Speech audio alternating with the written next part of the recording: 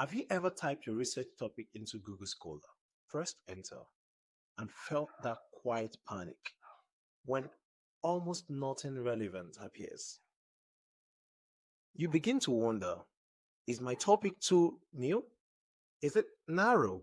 Have I chosen the right area or the wrong area entirely? Today, we are addressing a question many serious researchers ask, but few admit openly.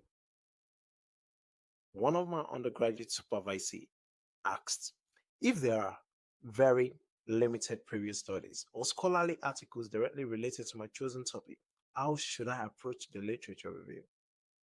Let's unpack this properly. First, let's reset your mindset. Limited literature does not mean weak research. It often means emerging research.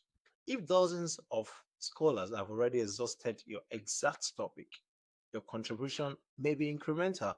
But if the field is thin, you may be mapping new terrain. The issue is not scarcity. The issue is positioning. So the real question is not what has who has studied my exact title. The real question is what wider academic conversation does my topic belong to?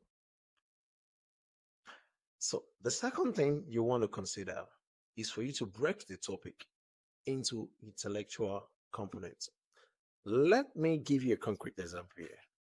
Imagine a student who wants to study the title, the role of TikTok micro influencers in shaping political attitude among first-time voters in Lagos. They search databases and find almost nothing directly on that combination. Do we stop there? No, we don't. The idea here is for you to disassemble the topic into building blocks. One, you can divide it into social media and political communication. Two, influence culture and digital persuasion. Three, youth political engagement. And the fourth could be political communication in Nigeria or comparable democracies. Even if no one has studied that precise combination, each of these components has an existing body of scholarship. The literature review becomes thematic rather than narrowly topical. You are building an intellectual framework, not hunting for identical titles. Now, let's take a look at the third level, sorry. Now, use adjacent context strategically. There's a term called adjacent context. Now, consider another topic. Suppose someone is researching AI assisted grading in Nigeria secondary school. There may be very little local scholarship because this is relatively new area AI is evolving. But there will be a substantial research on AI in education globally.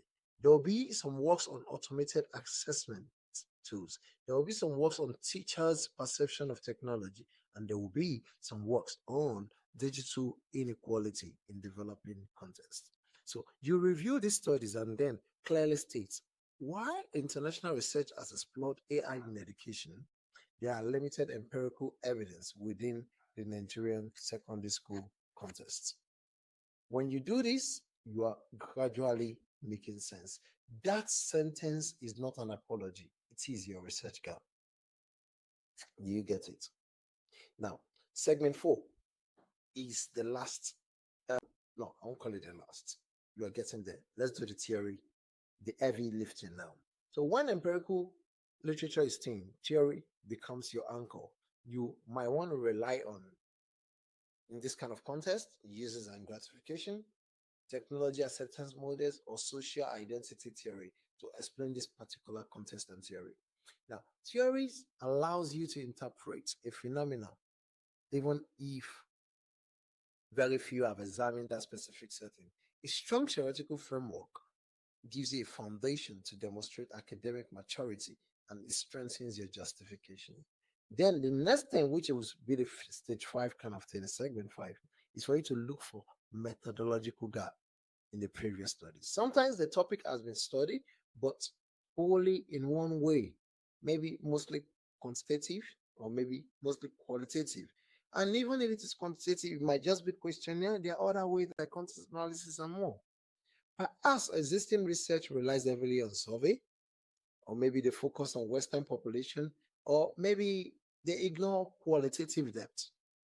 Your contribution may not be about what is studied, but how it is studied.